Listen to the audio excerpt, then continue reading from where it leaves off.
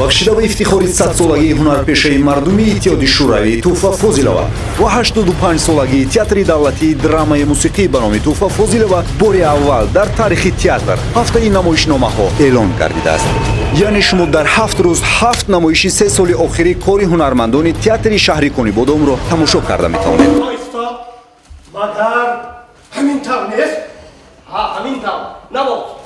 оре ин воқеият аст дӯстон. санаи 29 апрел соати 15 маросими ботантанаи ҷашни 100-солагии Туҳфа Фозилова ва 85-солагии театр. санаи 1 май нахуст намоиши намоишномаи Қори Ишканба. санаи 2 май намоишномаи Модар Ватан.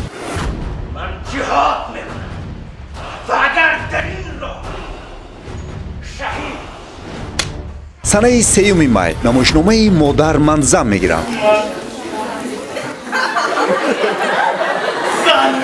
санаи 4 май намоишномаи Суди Девонагон. санаи 5 май намоишномаи Маша ва Хирс.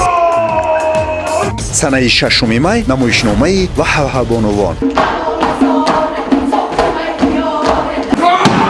оғози намоишҳо расу соати 15. онҳое ки ғизои маънавиро қадр мекунанд ин ҳафтаро ҳатман истифода менамоянд. дӯстдорон ва мухлисони театри каспӣ, ҳамаи шуморо интизорем.